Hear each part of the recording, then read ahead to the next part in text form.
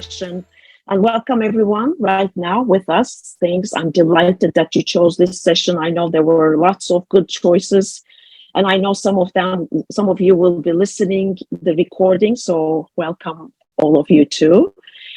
First of all, obviously, I'm a big Teal fan, and I have put my virtual book, Reinventing Organizations, on my shelf there. And I read the book in the year that it was published in 2014. And you read some of the books and you feel like, oh my God, these are the books that articulate what I felt like, what I knew in my heart. But they do such a good job that you don't want to leave the book alone ever again. So that's definitely my bedside book. I always refer to it. I love what Frederick has done before and today. So that's why I'm here. I always became an attendee. This is the first time I'm speaking. And I believe in all the principles of Teal, but I spent most of my life, as you will hear, in purpose, really in depths of purpose. But I know that if all the principles of Teal works together, then we're more resilient and adaptable in the world. And that's the topic I chose this time to speak about, because I speak about so many different topics around purpose, but because I think it's top of mind for all of us, especially after the pandemic. We as individuals and organizations want to be resilient and adaptable for everything that we're facing in the world. We know there's going to be more challenges up on the way. So we want to be more resilient, adaptable in the individual and in our organizational life. So I'm going to tell you, since they want us to be storytellers, I'm going to tell you my story of purpose, how it kept me resilient in the hardest of times. But I also want to give you examples of companies that I watch over the years that have stayed purposeful, which made them resilient as well. And at the end, I'm gonna talk to you about Turkey, the earthquake, and how even Teal principles play out there. And that's the section I call Teal is Real, because even if we don't ever speak about the principles, that's what it plays out, even in a big disaster like that. So that's just like in a nutshell what I want to do today and bring you some value. But please connect me afterwards at LinkedIn, especially. Ask me questions that you can ask today, but I'm gonna not wait until my whole talk is over. We have some questions that we're gonna explore together, like during my talk, instead of waiting for me to finish it. So hopefully that's gonna be of value to you too, because I want this to be an interactive session. So let me start with my story. I was born in Istanbul, Turkey. We call it Turkey now. It changed the name from Turkey to Turkey, by the way. And I was born into a very intellectual family. And you would probably know, when you're born to a family with lots of education, they give you that one formula. And what is that? Like, work hard, get good grades, go to good schools, and find a good job at a good company. So I took it to my heart, and it felt like it was the definition of success and happiness in life. So I found myself at IBM as my first job, And Ellen, I know there's going to be some conversations in the chat, so please let me know, because I'm not going to be able to see them all. And please, you can just tell me if there's something going on that I have to answer.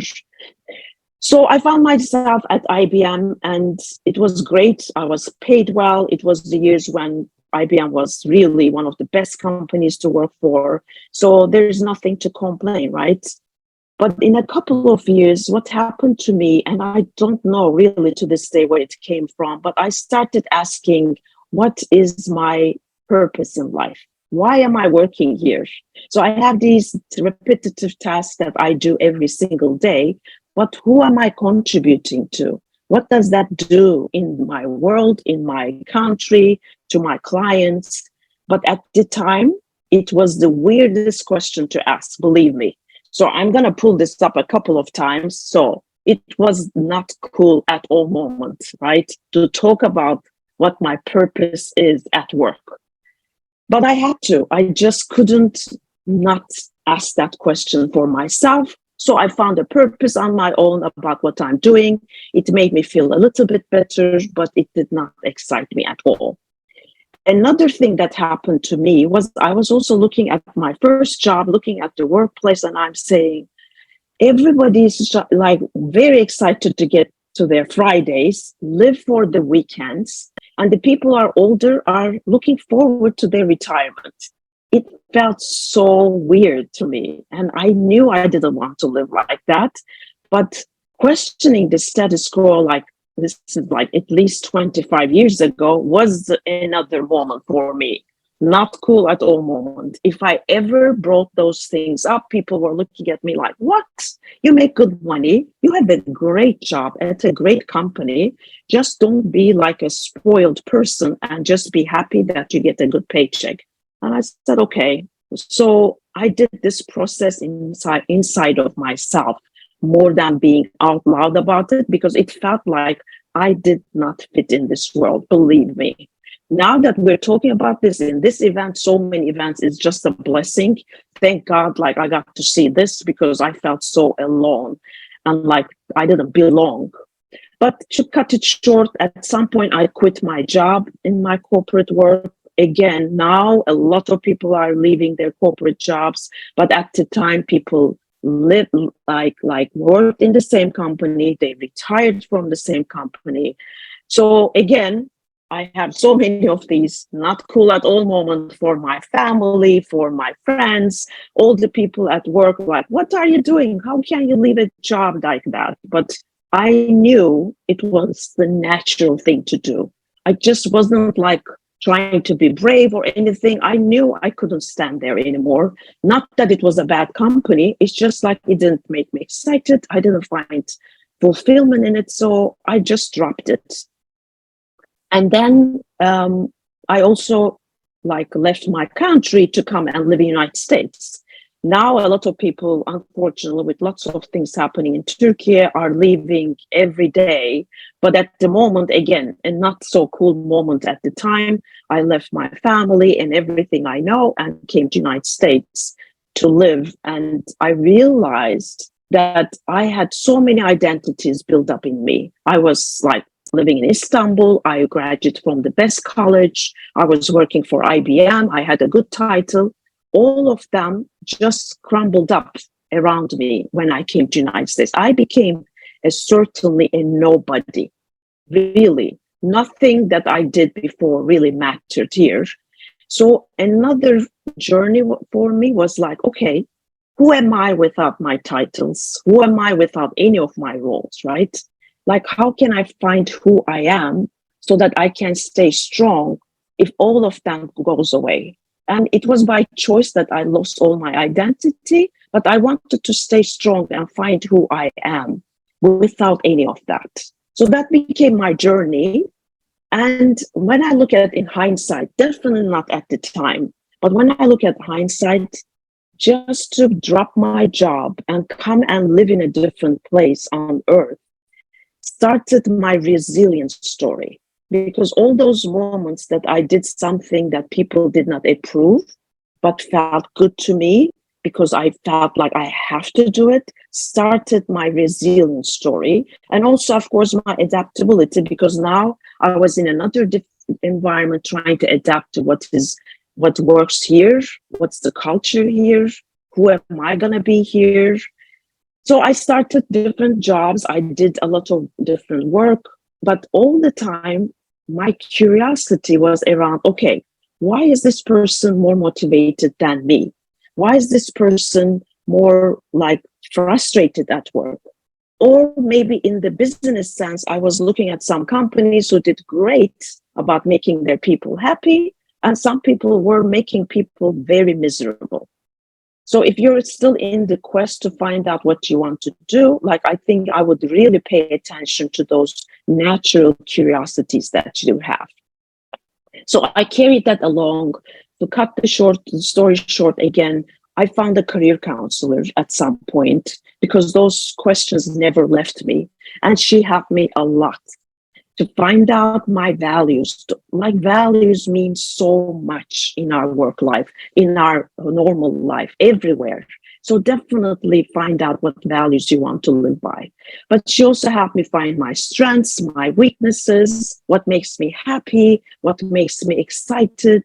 So all of that made me closer to my purpose. And at some point, I decided what I want to spend my life with is to make people happy at work. I just did not, I was not happy at a very wonderful work that was looking great on paper, but I wasn't happy. So I wanted to use my skills and my strength and my values. And I thought like, okay, this is what I want to do. And at the time, this was around 2002, 2003, coaching was picking up. And I decided like, I want to do this with my coaching. And I got training. And why I wanted to do the coaching was that because you never tell people what to do. I never want to do that. With the coaching, you only ask the right questions, you understand people's limiting beliefs, and you can help them understand what they want to do with their lives. But choosing coaching at the time, another moment for me, not cool at all. People were saying, What is that coaching? I hear the coaches on the field, but what are you going to do? Again, so much skepticism.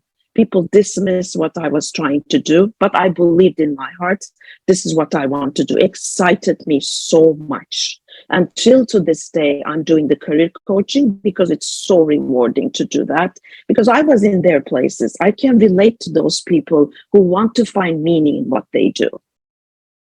But over the years, what happened is like I talked to hundreds of people, and what I'm seeing is like they have so much potential. They have so much strength that they want to share. It wasn't that they were lazy people. It's just like there aren't enough organizations who can embrace these people and tap into this wonderful energy that they have. So that bothered me a lot.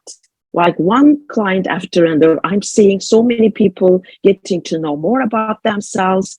They kind of know what they want to do and their purpose. But then when they go to find a work like that, there's not too many companies to go to, right? So that made me feel like, okay, let me start another business and think and talk and work with leaders so that they create these wonderful environments so that they can hire these clients I have. And I started my purposeful business in 2012 just to do that. And again, when I was choosing my business name, people said, don't ever call it purpose. What is purpose? Nobody cares about that. Not cool at all moment again. But I said, no. Why? Because I spent 2 years looking at companies around the world who are doing well, not only financially, but also making their people happy. People somehow love to go to work. They did not hate their Mondays. And looking at all those businesses, I found two things, two common denominators in all of them, still to this day. They had a purpose beyond profit. So their only work and their only goal was not to maximize profit. And the second thing they had is they had a caring leader, a leader who wants to put people first before profit. That's why I always knew it intuitively that purpose, having a purpose to work in our lives, in our like work environment really meant something because I experienced it myself. I worked at a job that I didn't care so much. And I also had now this business that I cared so much. And I saw how my energy level changed even, right? I work so much better when I love what I do. So that's why I started my business to do that. I'm working with the leaders because now I can have a much bigger impact.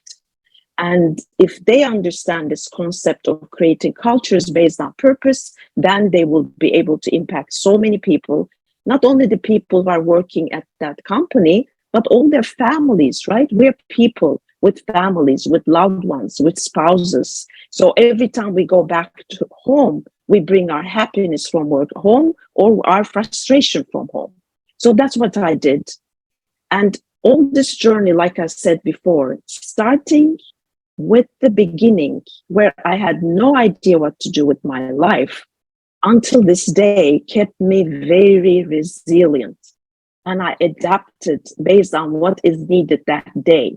That's why I changed and started a new business, because after doing my first business and talking to clients, I said, we have another need in the world. The leaders need to understand what they're doing, right? All the resilience and adaptability that I felt like coming from what I chose to do with my life. It came from my purpose. And in the pandemic, especially because it's so close to today, I was getting up every morning and had something to do, and I felt grateful for that. So when I didn't have clients, I had to maybe speak about it. Maybe I wrote something about this. Sometimes I had clients. Sometimes I was able to coach and consult.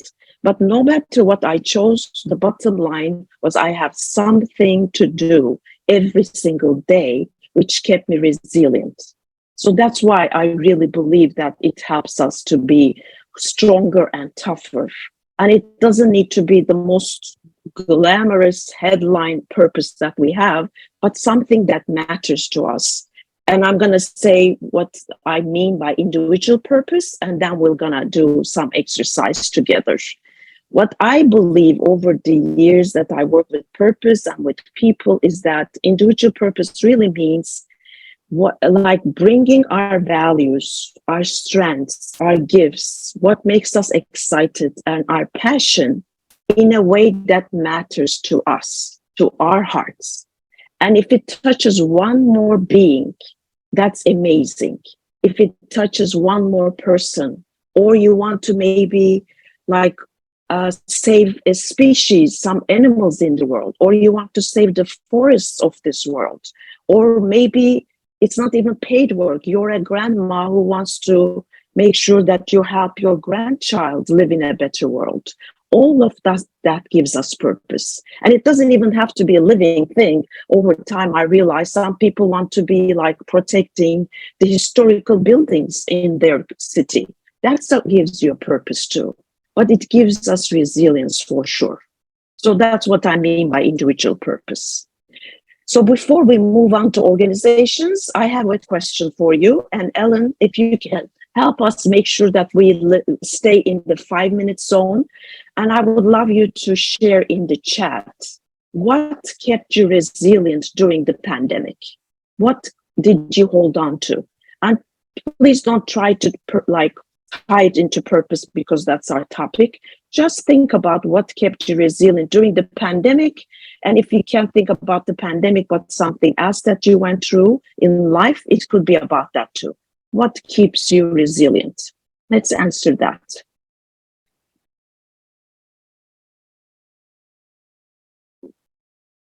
Put it in the chat, or if you want to say something, you can raise your hand through Zoom, and we can have time for a couple of people to even share it out loud too. What keeps you resilient? Thank you, Ellen, for putting that there.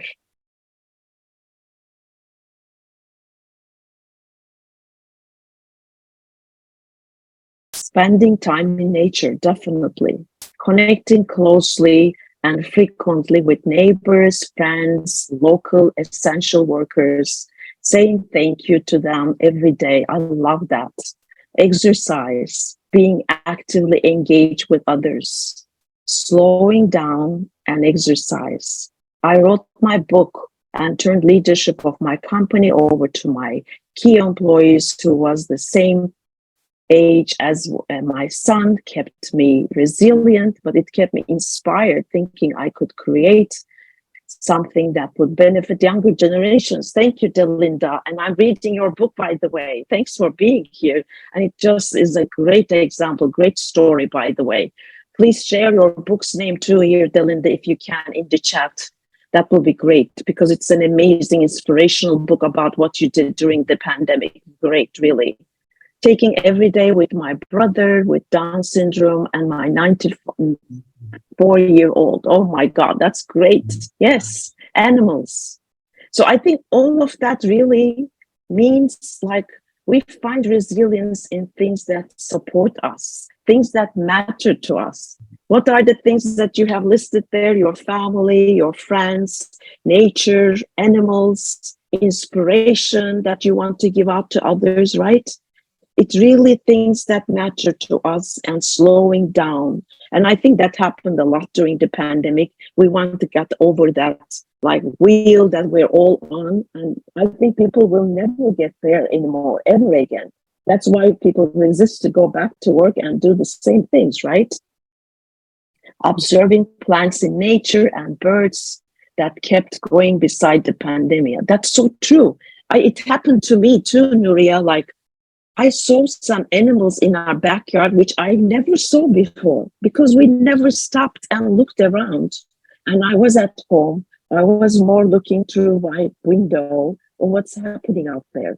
It's just so true. I love everything that you shared. Yes. So nature and everything that we had time to do, our families, that gives us resilience, right? So we should never forget that. And at the end, when I'm talking about some of the actions we can take, we're going to go back to these things. But thank you for all the sharing. Thank you. Yes, thank you, everyone. So I wanted to stop there because I think we all have our different ways of being and staying resilient. And for the next thing that's going to happen, and hopefully not a big pandemic like this, I think it's going to help us to remember what really keeps us adaptable and resilient in the hardest of times. And giving myself permission to slow right down, definitely. And I think exactly that's what's happening. We see so many people are coming out of their corporate lives because they don't want to go back to that routine, that horrible routine we had, right? So thank you. Thanks for all the sharing. So I'm going to keep on going with what I want to share, but we're going to have time to talk about these later too. So I think as we go into the organizational purpose and how we can keep our organizations resilient and adaptable, I want to start with what I mean by purposeful business. Those of you who know me understand that I don't take that very lightly. Now that we can talk about it and it's not as horrible as this anymore, I feel great. But unfortunately, not everybody is using purposeful business in the right way either.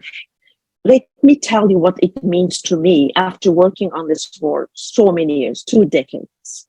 First of all, when I do the session with my clients, this is the question we answer.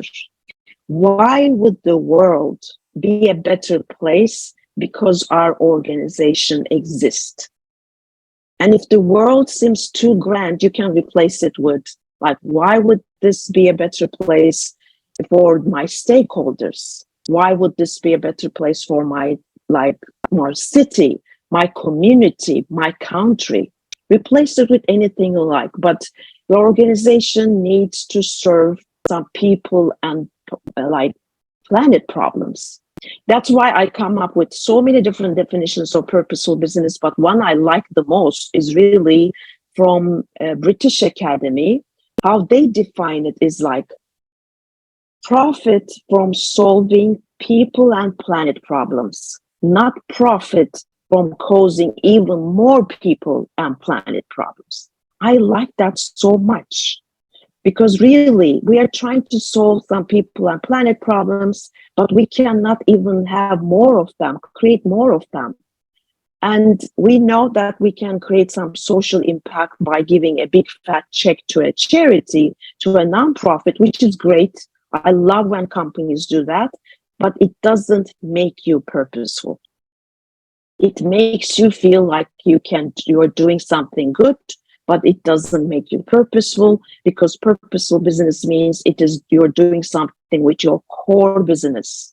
It's not only creating a statement, but you live by it every single day with every decision you make.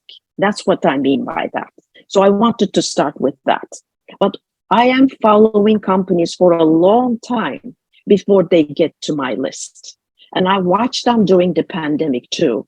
And not even one single purposeful company that I watch for more than 10 years now, really went bankrupt. None of them did bad brilliantly during the pandemic. Why? Because they did purpose in such a good way that people stick together. They felt like a community. And Delinda, you are putting it in the chat there. I know what you did during the pandemic with ICE, your company. That's what happens to a lot of purposeful companies, because you're not only co-workers working together, you're like almost a community together working for something big. It's not about only you. In purposeful companies, no matter what you do, you could be an accountant, you could be an engineer, you could be somebody who's coming and doing coding, you could be a janitor in that company. You are not coming to do your repetitive tasks every day. You know you're there for a bigger reason, and that keeps you together as a community, and that keeps you resilient, that keeps you adaptable, because every time something hits the company, like even something huge like a pandemic that none of us were expecting, you just come up with the best ideas to stay strong together. That just isn't the nature of purposeful companies if you did it in the right way, right? So it becomes your competitive advantage as a culture too. Because like when I work with startups too, and they come up with these best ideas, there's amazing technology that you bring, but they will be able to copy that. But it's not easy to copy your culture right away, because you spend so much time and effort into building that. And it's about being people, and it's putting people first. And not every company is doing that, unfortunately, and it becomes your competitive advantage. And I'm just going to read this. There's just one statistics from a 2022 Purpose Under Pressure report. And it says 91% of employees say their company's purpose makes them feel like they're in the right place as we weather ongoing challenges. That's how you feel. You are together in the right place, and you will be able to weather all the challenges, right? And there's so many research and statistics about this these days. So I want to give you a couple of examples from what I have seen during the pandemic, which are very purposeful companies, and how they pivoted, how they stayed resilient. So, and I'm going to read some of them because I don't want to ruin their purpose statements. One is Mattel, and you might know it's like a toy company. They do great toys, and they still had the need in the pandemic because people, like children, were staying at home. Parents were still buying toys. But first of all, here's the purpose of Mattel: empower next generation to explore wonder of childhood and reach their potential. That's their purpose, and they live it every day. And do you know what they came up during the pandemic? They said, look at these essential workers everywhere. Let's do thank you hero figures. So they did nurses, doctors, like cashiers, drivers, and they built toys around them. And they sold so many of them. They stayed true to their purpose, and they made these children very excited about being an essential worker. And maybe some of them will turn out to be essential workers when they grow up. I love what they did with that. Another great story, Zappos, of course, is a big conversation around in the steel event that we have.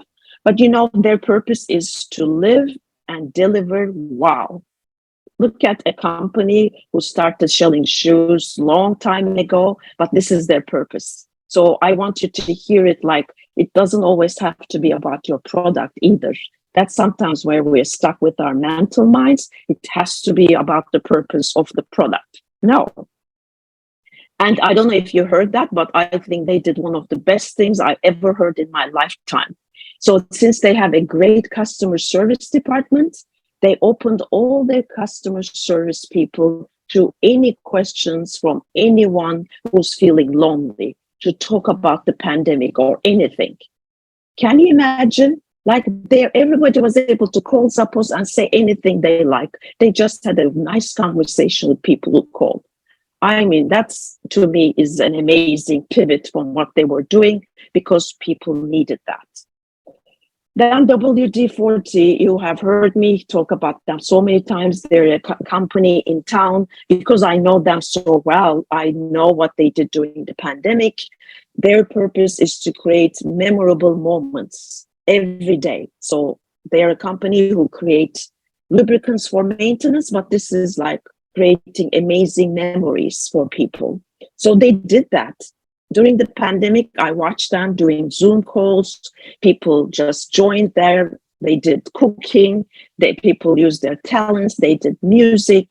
They really created incredible moments, which is their purpose, anyways, during the pandemic. And at the end of the pandemic, their engagement rate is still 97%. 98% of their people still say, I'm proud to work for WD-40. That's amazing again. Nothing happened to them, right? They stayed resilient. Another one more example, then I'm going to ask you the same question. Red Roof is a hotel chain in United States. It's in nobody's radar, but they always say hospitality starts in the heart. And what they realized during the pandemic is that some remote workers need offices or they need some quiet space to work. So they rented their rooms for as low as $29 a night so that some remote workers can go and work in their rooms. So they pivoted just like that. I feel like all these stories are amazing. There is so many more of them. I shared them, just FYI. I don't always update it anymore, but on Facebook, there's Purposeful Business page. So I shared every single story that I was able to find during the pandemic there. And I also started a YouTube channel during the pandemic, doing interviews with these amazing CEOs and founders. And I can always share that with you if you connect with me after this session too. Amazing inspirational stories. So I'm a big believer, obviously, that when you are true to your purpose, you can ask a big question. And that question to me is this: what does the world need from me, from my team, from my organization right now? Right? This is what we need to talk. And Frederick and Reinventing Organization book always talks about that. It's evolutionary purpose. You don't have to change your purpose, but how can you use your purpose in the best way with the needs of the world right now? And all these examples that I told you did exactly that. So my question right now is to you: what organizations did you observe during the pandemic that stayed resilient and adaptable? And why do you think so? Let's share that if you don't mind. Again, in the chat. And of course, if you want to raise your hand and speak, that's perfect too. Think about some of the ones that you admired and stayed resilient. And it could be your company too. Delinda, I know you have this great story. So I know that you have a great example from your own, but maybe some of you observed others too. Linda, you want to say something? Please. Yeah, I'm happy to share my story. Please. In 2019, I was trying to figure out why my company that I started in 2006 from a spare bedroom had such remarkable revenue growth from 2014 to 2020, which is 7 years. We were on the Inc. 5,000 fastest growing companies in America, and only 1.5% of US corporations have been on that list 7 times. And I just couldn't figure out what it was that we were doing, because there was really nothing special about our company. And we didn't even have a differentiating product line, sell office furniture. So you can imagine in 2020, sales plummeted. We did not make the fastest growing list in 2021 because our sales were so low in 2020, and we still haven't completely recovered, but we didn't lay off one employee. And that was a corporate effort that if we couldn't sell more furniture, we needed to lose less money. So we reduced our errors, and we kept, by crook and nook, we kept everybody on board throughout the pandemic. And when business, came back in 2021, because that was our purpose, the company just did very well. And our brand in San Diego, I'm in San Diego, California, our brand of being a purposeful company has really helped our company attract talent. A lot of our competitors, they treated people very poorly. One competitor reduced their pay by 50%. And I was a single mom for most of my son's life. And I couldn't even imagine these poor moms that are struggling, or single parent fathers too, struggling. How do you take a 50% hit and pay your mortgage? I mean, it was just awful. Yeah. So that's where purpose really helped pull our company together. Yes. And I know the whole story. And just like, if you pay attention to the book, like behind Delinda, I totally love for all of you to read that, because it's a great story, not only about the pandemic and what they did, but what they did beforehand helped them stay resilient and adaptable. That's the whole thing, right? That's why everybody that I saw during the pandemic did well, because they were already doing well beforehand, right?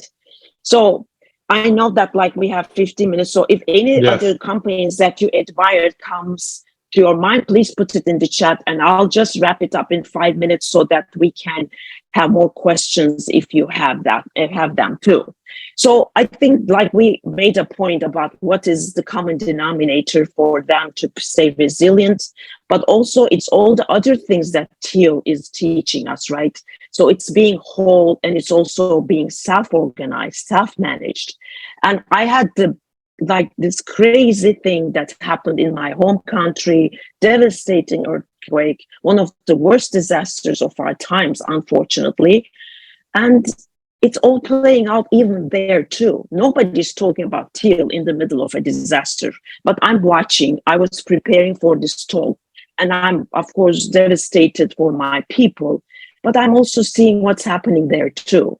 So as soon as the earthquake happened, and we lost more than 50,000 people, and I think the number is bigger, but they were gonna not say the right numbers, unfortunately.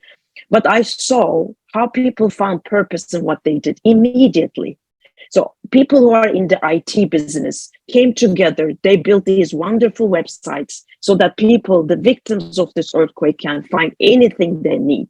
So they put their expertise, their strengths, and their love into doing something purposeful, because you don't feel any meaning in what you do in the middle of a devastating earthquake, when people stay homeless, they left everything, they lost their families, everything. It's crazy, but that's what people do immediately. It's in us. It makes us people to be doing these things. I was always follow these boutique hotels back in Turkey, wonderful. And their purpose was saying okay, come to our hotels because we will make you feel like at home. And do you know what they did?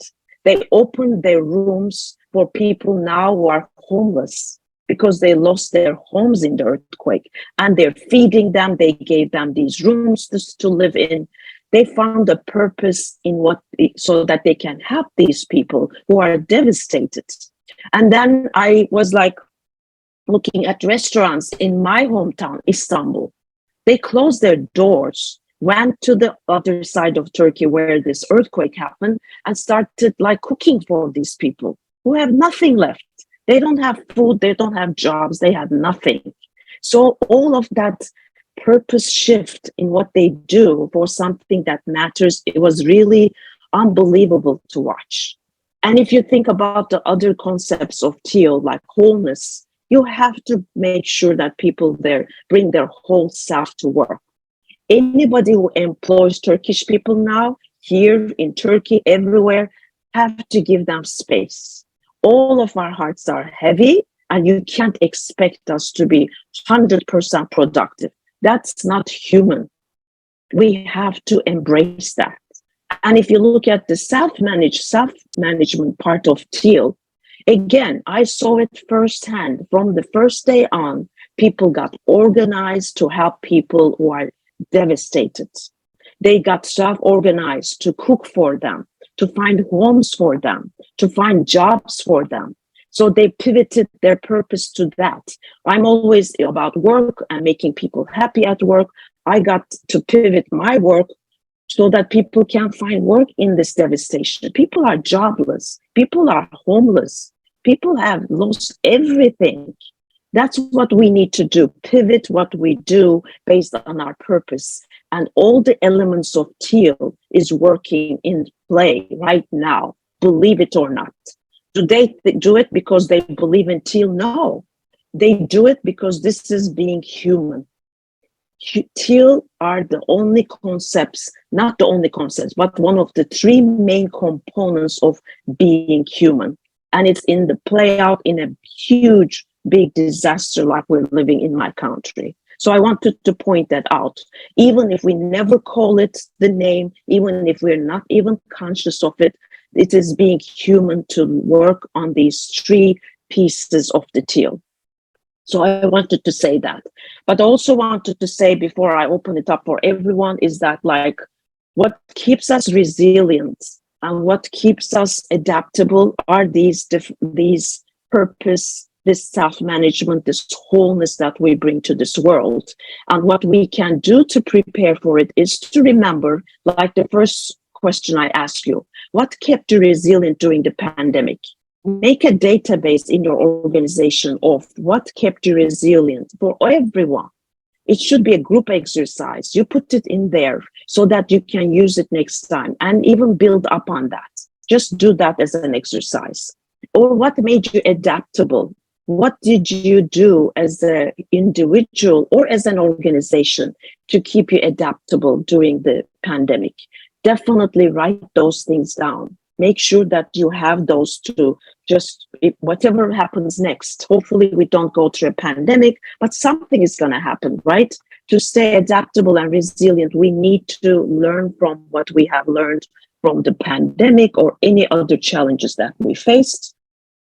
And then make sure that you make a database of what you can do next. And instead of laying off people at the first day that the pandemic happened, what can you do to stay resilient as a company? What did you do during the pandemic that you can put in your database of what to do next when the next challenge hits you? So make sure that you make this available and talk to your people. Talk to people who were able to stay resilient. Talk to, like Delinda was saying, people who were able to go stronger, get stronger because of the pandemic. So those are the things that we need, and co-create these plans. And instead of forecast, play the scenarios of what you can do. So I think like all of these actions are very important to take before the next big thing hits us as human beings or in the world, right?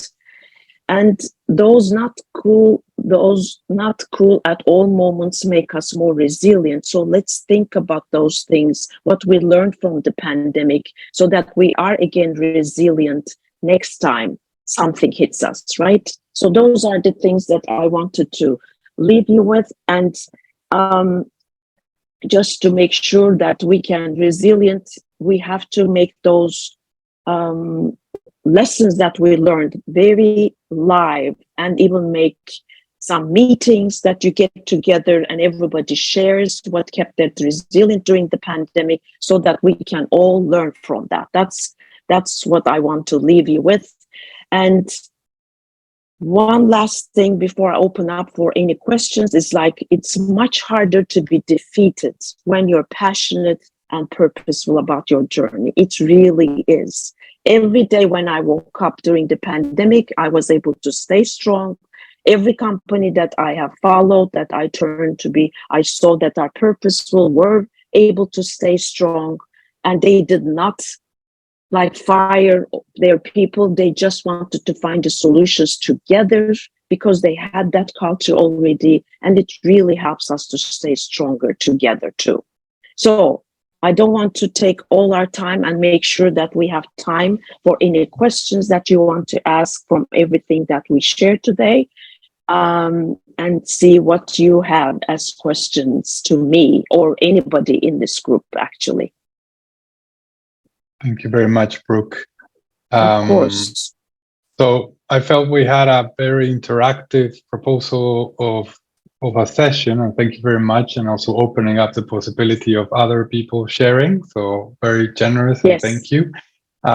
So maybe before we open to other experiences or examples, any clarifying questions that we would like to explore with Brooke? We've got 7 minutes, so not much.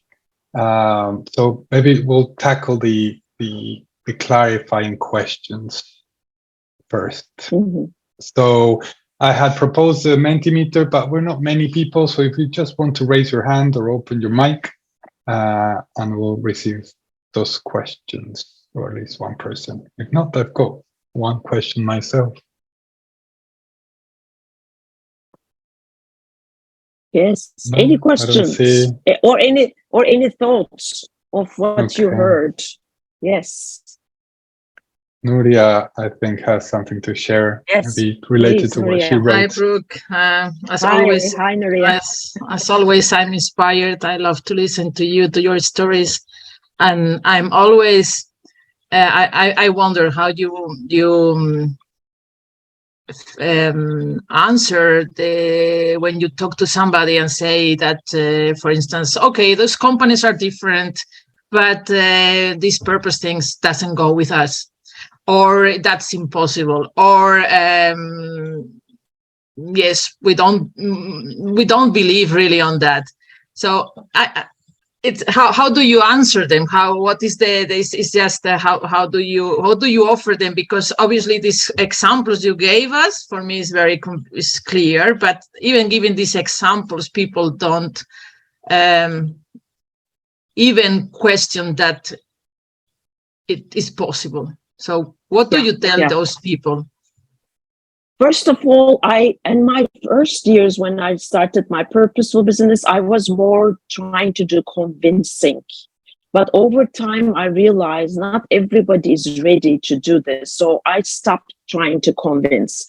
All I can do is like stay strong as a company, make sure that we stand for something besides profit. I always call it like purpose beyond profit for that reason.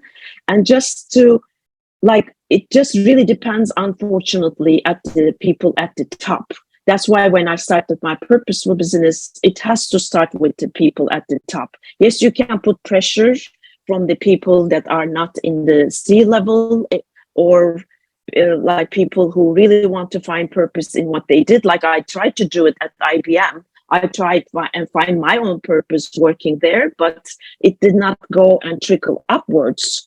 So I would say, like, if they don't believe that purpose really works for them, or it doesn't take them to the right place, convincing does not work. That's why I feel like the two elements that needs to be there is that you have a very people-oriented leader at the top, and then you always need like a purpose, like a beyond profit, and a group that will be excited to work with you. So the most purposeful companies, like the ones that I mentioned here, like gave examples, like they inspire people with their purpose. That's why people want to work with them. And sometimes people leave them because they don't really do not really fit in or match with the purpose of the company. And that's okay too. And they let them go because you want to give them the freedom to go and do what they think it is. So purpose is not going to work for everyone, for every company. And if the top people don't understand the benefits of it, I don't think it works. And since we're at teal organizations right now, in the teal workshop right now, you can all remember all the different consciousness levels of the companies that Frederick talks about. Some are in the green, some in the orange. But if you're not in the teal zone, you don't care about purpose anyways. It needs a different consciousness level. And if they're not there, there's no way to teach them how to be purposeful, or you can't force them to be purposeful, is what I'm thinking. You just let them go, and it's a consciousness level. And that's what I would say. You can't beat them to it and to force them to it. So I don't know if I answered your question, but that's what I'm thinking. Thank you. Brooke. So Sure. I'm mindful of the time, and I just wanted to paste the contact details of Brooke if you want to get in contact with her. I see that some of you know her like I do, which is always a pleasure. And also share with you the link of, we can continue the conversation, and that's invitation after this session to go to Spatial Chat. And I'll put that link also in the chat room. So we've got a couple of minutes on my side. Thank you, Brooke, again. And thank you, all of you, for being here. And maybe any last message that you want to share, Brooke, before we can head over there to Spatial Chat, whoever wants to. Sure. I think it's just like, this is really a consciousness level, like everything else at Teal. So if you don't find yourself ready for it, that's okay. But even to be curious about this is, I think, very important, because like Frederick says, like there's so many different stages that we are all in, and it's okay to be wherever you are. But if you're questioning it, and if you paid the money or take the time to be here, you're obviously at a different place than many, or the majority of the people. So just keep on asking the right questions to yourself, to people around you. And then like, we're just going to get there when we get there. And it's just a journey. It's not just only a destination. And just be curious. That's what I would really advise. And it's much harder to be like defeated when you're passionate and purposeful about your journey. So keep on being in the journey and figuring out who you want to be in this world, and all of it is okay. Just, you can't just force it. That's all I want to say. But I want to thank everyone for being here. It's just a journey and not only a destination. That's what I want to leave you with. But thank you for being here, and you can definitely connect with me on LinkedIn, anywhere you like. Let's push the envelope more for everybody in this earth. And wherever you are, that's what I want to leave you with. But thank you so much for being in this session with me. Thank you.